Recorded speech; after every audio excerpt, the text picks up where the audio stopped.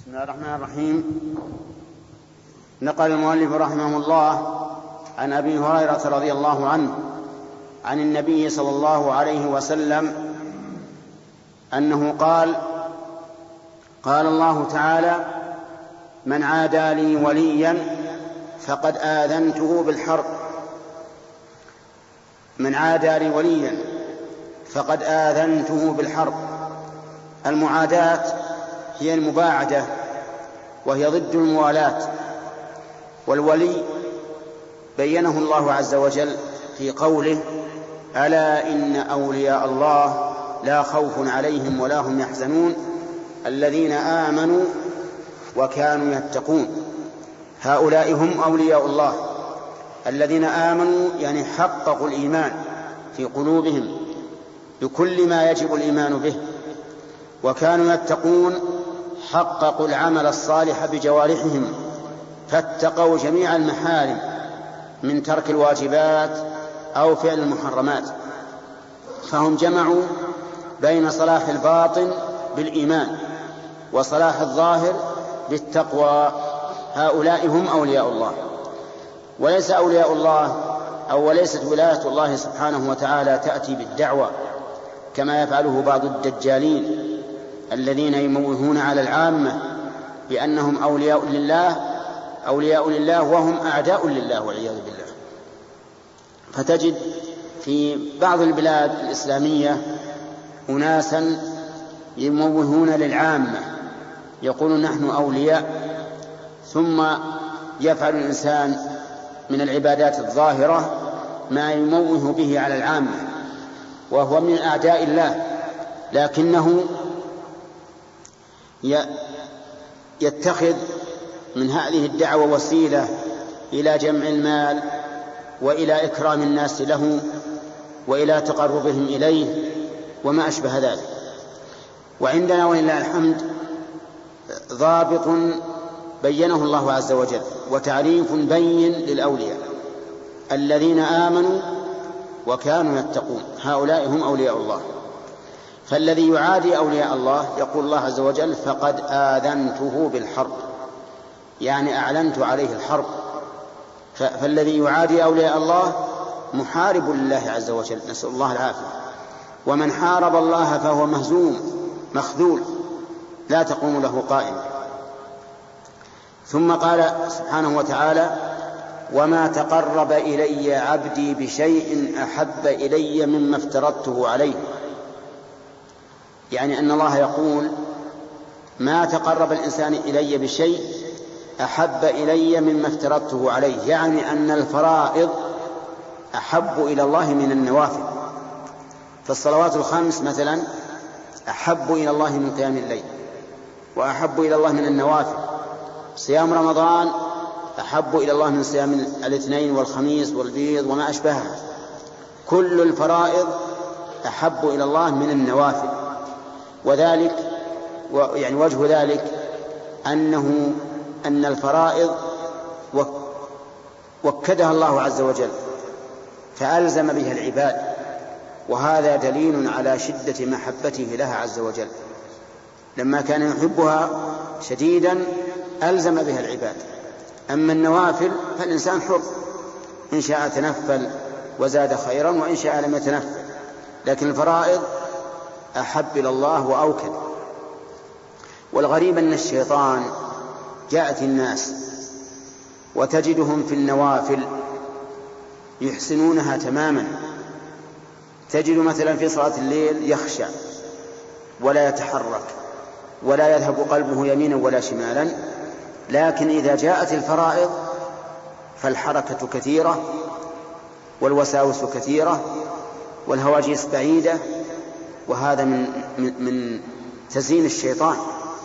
إذا كنت تزين النافلة فالفريضة أحق بالتزيين، أحسن الفريضة لأنها أحب إلى الله عز وجل من النوافل. وما يزال عبدي يتقرب إلي بالنوافل حتى أحبه. اللهم فضلك، النوافل تقرب إلى الله، تكمل الفرائض. فإذا أكثر الإنسان من النوافل مع قيامه بالفرائض نال محبة الله، يعني أن الله يحبه. فإذا أحبه يقول عز وجل: فإذا أحببته كنت سمعه الذي يسمع به، وبصره الذي يبصر به، ويده التي يبطش بها، ورجله التي يمشي بها. يعني أنني أكون مسددا له في هذه الأعضاء الأربعة. في السمع أسدده في سمعه فلا يسمع إلا ما يرضي الله، ويعرض عما يغضب الله لا يستمع إليه. كذلك أيضا بصره لا ينظر إلا إلى ما يحب الله النظر إليه، ولا ينظر إلى المحرم، ولا ينظر نظرا محرما. ويده لا يعمل بيده إلا ما يرضي الله، لأن الله يسدده. وكذلك رجله لا يمشي إلا إلى ما يرضي الله، لأن الله يسدده. هذا معنى قوله: كنت سمعه الذي يسمع به، وبصره الذي يبصر به، ويده التي يبطش بها، ورجله التي يمشي بها. وليس المعنى أن الله يكون نفس السمع ونفس البصر، حاشا لله، ولكن المعنى أنه يسدد الإنسان في سمعه وبصره وبطشه ومشيه. هذا هو معنى الحديث، ويأتي إن شاء الله البقية. بسم الله الرحمن الرحيم. سبق الكلام على أول هذا الحديث إلى قوله: فإذا أحببته كنت سمعه الذي يسمع به، وبصره الذي يبصر به، ويده التي يبطش بها، ورجله التي يمشي بها. وبينا أن معنى هذه الجمل أن الله عز وجل يسدد هذا الولي في قوله وفعله وحركاته وسكناته. يسدده في سمعه فلا يستمع إلا لما فيه الخير والصلاح، ويكون ممن إذا سمعوا اللغو أعرضوا عنه وقالوا لنا أعمالنا ولكم أعمالكم.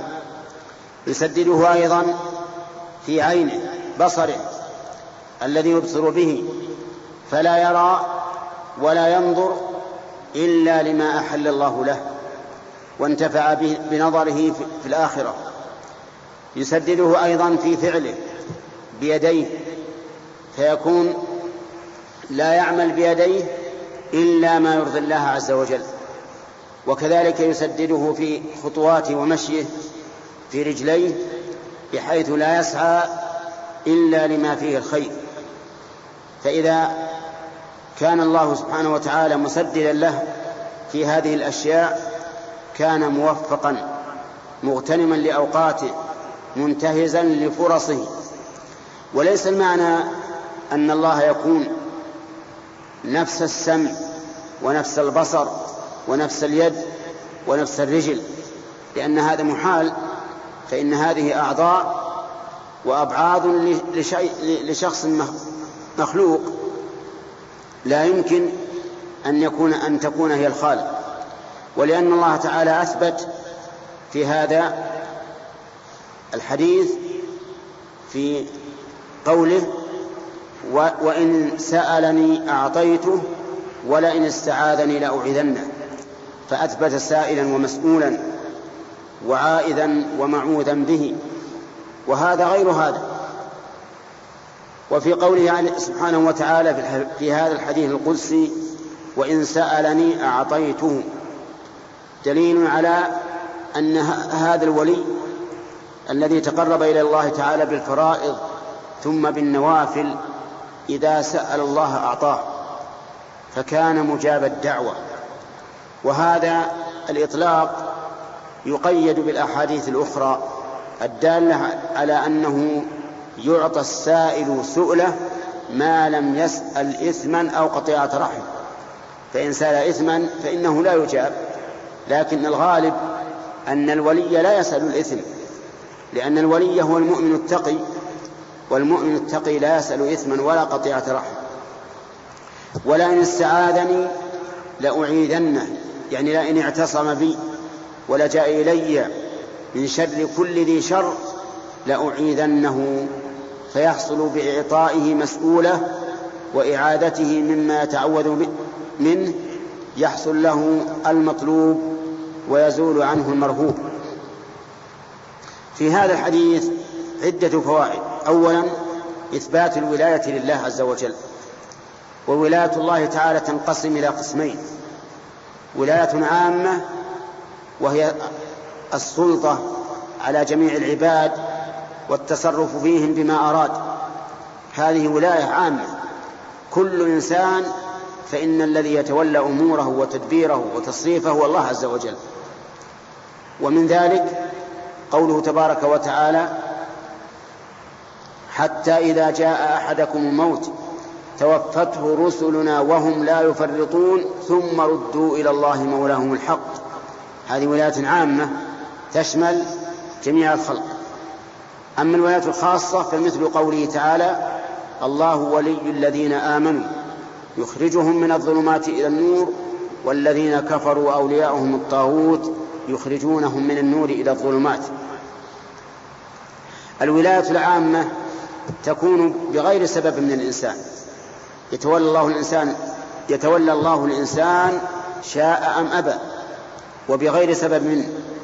أما الولاية الخاصة فإنها تكون بسبب من الإنسان، هو الذي يتعرض لولاية الله حتى يكون الله وليا له، الذين آمنوا وكانوا يتقون. ومن فوائد هذا الحديث فضيلة أولياء الله، وأن الله سبحانه وتعالى يعادي من عاداهم، بل يكون حربا عليهم عز وجل. ومن فوائد هذا الحديث أن الأعمال الواجبة من صلاة وصدقة وصوم وحج وجهاد وعلم وغير ذلك أفضل من الأعمال المستحبة، لأن الله قال: ما تقرب إلي عبدي بشيء أحب إلي مما افترضت عليه. ومن فوائده إثبات المحبة لله عز وجل، وأن الله تعالى يحب الأعمال بعضها أكثر من بعض، كما أنه يحب الأشخاص بعضهم أكثر من بعض. فالله عز وجل يحب العاملين بطاعته ويحب الطاعة، وتتفاوت محبته سبحانه وتعالى على حسب ما تقتضيه حكمته.